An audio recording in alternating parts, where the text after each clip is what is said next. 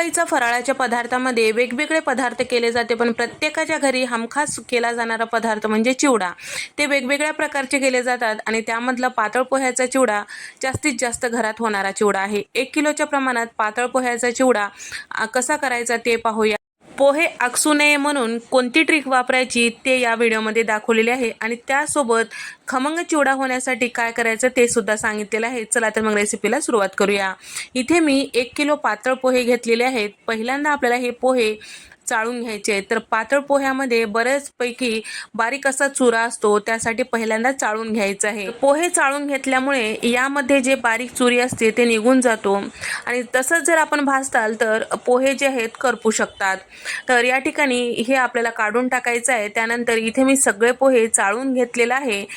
तुम्ही बघू शकता अगदी कागदी पोहे किंवा पेपर पोहे सुद्धा याला म्हणतात. तर हे पोहे खुसखुशीत होण्यासाठी 2 तास उन्हामध्ये ठेवलं तरीही चालतो किंवा एखाद्या जाड बुडाच्या कढईमध्ये भाजून घेतलं तरीही चालतो.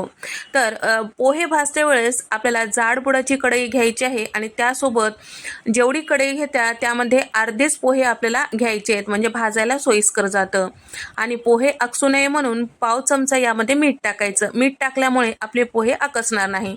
शिवाय कमी गॅसवर भाजायचं. पोहे परतून घेण्यासाठी या पद्धतीचा झाऱ्या वगैरे घ्यायचं, म्हणजे व्यवस्थित आपल्याला पोहे छान असं परतवता येतात. आणि त्यासोबत एक 5 ते 6 मिनिटानंतर इथे आपले पोहे छान असं भाजल्या गेलेलं आहे आणि तुम्ही बघू शकता छान असं हे चुरी होत आहे, म्हणजे आपले पोहे छान कुरकुरीत भाजल्या गेलेलं आहे आणि जेवढा आपण पोहे घेतले होते त्यापेक्षा जास्त फुलल्या गेलेलं आहे. आता हे पोहे जे आहेत एका मोठ्या टोपल्यामध्ये आपल्याला काढून घ्यायचे. तुम्ही बघू शकता व्यवस्थित भाजल्यामुळे कढईला कुठेही पोहे चिटकून बसलेले नाही किंवा करपलेले नाही. याच पद्धतीने शिल्लक राहिलेले पोहे आपल्याला भाजून घ्यायचे. प्रत्येक वेळेस आपल्याला पाव चमचा मीठ टाकून भाजून घ्यायचं आहे, त्यापेक्षा जास्त टाकायचं नाही आणि मीठ टाकल्यामुळे व्यवस्थित भाजता येतो. तर ह्या पद्धती वापरून तुम्ही पोहे भाजून पहा, कधीच तुमचे पोहे करपणार नाहीत. तर इथे मी हे मोठ्या टोपल्यामध्ये किंवा मोठ्या पातेल्यामध्ये हे सगळे पोहे भाजलेले काढून घेतलेले आहे. आता हे भाजलेले पोहे बाजूला ठेवूया. यासाठी लागणारे साहित्य पाहूया. तर इथे मी 1 किलोच्या प्रमाणात पातळ पोहे घेतलेले आहेत. तर पाव किलो शेंगदाणे आणि 150 ग्रॅम इतकं डाळवं घेतलेलं आहे, म्हणजे फुटाण्याची डाळ घेतलेली आहे. आणि त्याचबरोबर एक 8 ते 10 हिरव्या मिरच्या बारीक अशा कट करून घेतलेल्या आहेत, ते सुद्धा घेतलेले आहे. आणि तसेच एक 50 ग्रॅम इतकं खोबरं घेतलेलं आहे, त्याचे पातळ असे काप करून घेतलेले आहे. तर या पद्धतीने पातळ असं चिप्सच्या किसणीवर किसून घ्यायचं, म्हणजे पटकन तळल्या जाते आणि छान कुरकुरीत होते.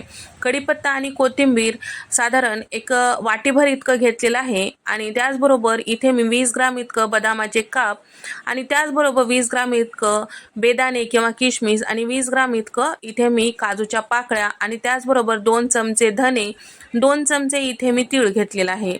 आता हे सगळं साहित्य बाजूला ठेवूया. यासाठी लागणारा मसाला तयार करून घेऊया. मिक्सरच्या भांड्यामध्ये इथे मी 1 चमचा बेडगी मिरची पावडर टाकून घेतलेली आहे, कारण आपण हिरवी मिरची वापरणार आहोत. फक्त रंग सुरेख येण्यासाठी बेडगी मिरची पावडर वापरलेला आहे. सोबतच यामध्ये टाकून 2 चमचे इथे मी धने पावडर, 1 चमचा हळद आणि 1 चमचा गरम मसाला किंवा काळा मसाला आणि त्यासोबत इथे मी पाव चमचा हिंग टाकून घेतलेला आहे. 1 चमचा जिरे पावडर टाकून घेतलेले आहे आणि इथे मी पाव चमचा इतकं लिंबू सत्व किंवा सिट्रिक ॲसिड आणि 2 चमचे साखर टाकून घेतलेलं आहे. आणि त्यासोबत इथे मी थोडंसं काळं मीठ टाकून घेतलेलं आहे, अर्धा चमचा, आणि चवीपुरतं मीठ टाकून घेतलेलं आहे. हे सगळं मिक्सरला फिरवून घ्यायचं आहे. प्रत्येक ठिकाणी चिवडा मसाला हे आणणं शक्य असतं असं नसतं, त्यावेळेस हे तुम्ही घरी असलेल्या मसाल्यांपासून चिवडा मसाला तयार करू शकता. ह्या घरच्या साहित्यामध्ये मसाला तयार झालेला आहे. आता इथे मी त्याच कढईमध्ये साधारण एक 1.5 कप इतकं तेल टाकून घेतलेलं आहे. साधारण 300 ग्रॅम इतकं तेल असेल. तर त्यामध्ये घेतलेले सगळे जिन्नस आपल्याला तळून घ्यायचे. सुरुवातीला शेंगदाणे टाकून घेतलेले आहे. शेंगदाणे छान साल तडकेपर्यंत कुरकुरीत होईपर्यंत छान आपल्याला परतून घ्यायचं आहे तेलामध्ये. त्यानंतर आपल्याला हे सगळं शेंगदाणे ताटामध्ये काढून घ्यायचं आहे. तर सगळे तळलेले जिन्नस वेगवेगळं ठेवायचं. ते शेंगदाणे तळून घेतल्यानंतर इथे मी फुटाण्याची डाळ किंवा डाळवं तळून घेत आहे. पटकन तळल्या जाते डाळवं, लगेचच आपल्याला ताटामध्ये काढून घ्यायचं, नाहीतर करपू शकतो. त्यानंतर यामध्ये टाकत आहे खोबऱ्याचे काप तर खोबऱ्याचे कापसुद्धा अगदी पातळ असं कट करून घेतलेलं आहे, त्यामुळे मी लगेच तळून घेत आहे. तुम्ही जर जाड कट करून घेतलेला असेल तर तुम्ही सगळ्यात लास्टला तळून घ्या, कारण हे खोबऱ्याचे काप तळते वेळेस तेलाचं तापमान जास्तीचा होतो आणि त्यावेळेस नंतरचे जिन्नस करपू शकतात. इथे मी पातळ कापून घेतल्यामुळे लगेचच तळून घेत आहे. लालसर झालं की छान कुरकुरीत झालं की ताटामध्ये काढून घेऊया. सोबतच या इथे मी बदाम, काजू आणि त्याचबरोबर बेदाणे किंवा किशमिश ते सुद्धा तळून घेत आहे, पण याचं प्रमाण कमी असल्यामुळे मी झाऱ्यामध्ये टाकून तळून घेत आहे. एक 2-4 सेकंदानंतर लगेचच आपल्याला या पद्धतीने झाऱ्या उचलून पाहायचं आहे, नाहीतर करपू शकते किंवा लाल होऊ शकते. ठिकाणी बदाम जे आहे या पद्धतीने 2 भागामध्ये कट करून घेतलेले आहे, जेणेकरून तळायला पटकन होतो आणि याचं प्रमाण सुद्धा वाढतो. काजूच्या पाकळ्या सुद्धा याच पद्धतीने हलकंसं रंग चेंज झालं की आपल्याला ताटामध्ये काढून घ्यायचं आहे. सोबतच इथे काजू बदाम तळून घेतल्यासारखंच आपल्याला बेदाणे किंवा किशमिश तळून घ्यायचं आहे. ते सुद्धा थोडंसं फुलल्यासारखं दिसलं की आपल्याला ताटामध्ये काढून घ्यायचं आहे. तर या ठिकाणी तुम्ही बघू शकता बेदाणे किंवा किशमिश लगेचच छान फुलल्या गेलेल्या आहेत, ताटामध्ये काढून घेऊया. आता त्याच तेलामध्ये इथे मी बारीक चिरून घेतलेले जी हिरवी मिरची आहे ते सुद्धा टाकून घेतलेलं आहे. छान असं आपल्याला हे सुद्धा यामधलं कच्चेपणा जाईपर्यंत आणि त्यासोबत छान असं याचा तिखटपणा कमी होईपर्यंत, कुरकुरीत होईपर्यंत तळून घ्यायचं आहे. करपू द्यायचं नाही, थोडंसं वेळ लागतो, पण यातला कच्चेपणा गेलं की चिवड्याला नरमपणा येत नाही. जर कच्चच ठेवला, नरमच ठेवताल तर चिवडा लगेचच नरम पडतो. तर या ठिकाणी 1 ते 2 वेळेस या पद्धतीने थोडंसं उचलून पाहायचं, म्हणजे लगेच आपल्याला समजतो की तळल्या गेलं की नाही. तर बारीक चिरलेलं असल्यामुळे मी तेलामध्ये टाकलेलं नाही, या पद्धतीने चाळणीमध्ये किंवा झाऱ्यामध्ये टाकून घेऊन हे तळून घेत आहे. हिरवी मिरची छान कुरकुरीत झालेली आहे, ताटामध्ये काढून घेतलेली आहे. सोबतच यामध्ये कढीपत्त्याची पानं सुद्धा तळून घ्यायचं आहे. तर इथे कढीपत्त्याची पानं सुद्धा छान कुरकुरीत झालेली आहे, ताटामध्ये काढून घेऊया. तेल छान तापलेलं आहे, त्यामुळे मी इथे गॅस बंद केलेला आहे. आता चिवड्याला फोडणी देण्यासाठी तेलामध्ये इथे मी चमचाभर राई, चमचाभर जिरे छान फुलू दिलेलं आहे. त्यानंतर यामध्ये इथे मी टाकत आहे धने आणि तीळ. फोडणीमध्ये तीळ आणि धने टाकल्यामुळे चिवड्याला छान चव येते. सोबतच मुठभर इतकी इथे मी कोथिंबीर टाकून घेतलेली आहे. याचा कच्चेपणा जाईपर्यंत आपल्याला यामध्ये भाजून घ्यायचं आहे. तर इथे तेलाचं तापमान कमी झालेलं आहे. परत इथे मी गॅस चालू केलेला आहे आणि त्यासोबत यामध्ये टाकायचं आहे 20 ते 22 लसणाच्या पाकळ्या ठेचून घेतलेल्या होत्या आणि त्यामधलं कच्चेपणा जाईपर्यंत छान कुरकुरीत होईपर्यंत तेलामध्ये छान तळून घ्यायचं आहे. छान असं तळून झाल्यानंतर तयार करून घेतलेला चिवडा मसाला जे होता ते यामध्ये टाकून घ्यायचं आहे.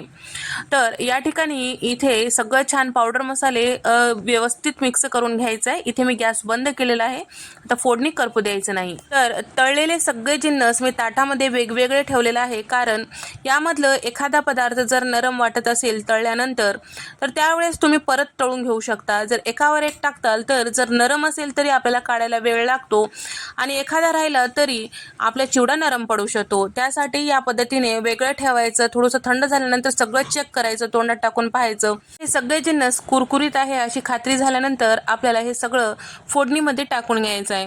असं केल्याने आपल्याला चिवड्यामध्ये शेंगदाणा किंवा डाळवं किंवा बाकीचे सगळे जिन्नस खाते वेळेस छान खमंग लागतात. जर नाही टाकलं तर त्याला मीठ मिरचू वगैरे लागत नाही आणि खाते वेळेस सपक लागू शकतात. हे सगळं छान व्यवस्थित मिक्स केलेलं आहे. आता आपल्याला पोह्यावर हे सगळं टाकून घ्यायचं आहे आणि सगळं छान व्यवस्थित मिक्स करायचं आहे. तर 1 किलोच्या प्रमाणात आपण चिवडा करत आहोत, त्यासाठी पातेलं जे आहे ते मोठंच घ्यायचं, म्हणजे व्यवस्थित आपल्याला मिक्स करता येतो. हाताने मिक्स करायचं नाही. थंड जरी तेल असेल तरी सुद्धा आपल्याला हे चमच्यानेच मिक्स करायचं आहे. हाताने मिक्स केलं की व्यवस्थित मिक्स होत नाही, शिवाय आपल्या हाताला सगळं लागतो. त्यासाठी या पद्धतीने झाऱ्या मोठा चमचा घेऊन आपल्याला सगळं छान व्यवस्थित मिक्स करून घ्यायचं आहे, किंवा एखाद्याची मदत घेऊ शकता, त्यामुळे तुम्हाला व्यवस्थित मिक्स करता येतो. छान असं मिक्स झालं, छान व्यवस्थित तयार झालं की आपल्याला कोरड्या डब्यामध्ये हे चिवडा थंड झाल्यानंतर भरून ठेवायचा आहे, म्हणजे छान असं हे चिवडा टिकून राहतो. आणि चिवडा जेव्हा आपण ताटामध्ये काढून घेतो, खायला घेतो, त्यावेळेस कोरड्या हातानेच काढून घ्यायचं, म्हणजे चिवडा छान टिकून राहतो. तर या पद्धतीने 1 किलोच्या प्रमाणात तुम्हाला जर हे चिवड्याची रेसिपी आवडली असेल तर व्हिडिओला लाईक करा, चॅनलला सबस्क्राईब करा. त्याचसोबत तुम्हाला हा व्हिडिओ कसा वाटला कमेंट करून सांगा. अशाच मस्त नवनवीन रेसिपीजमध्ये आपण भेट देऊया. तोपर्यंत नमस्कार, बाय.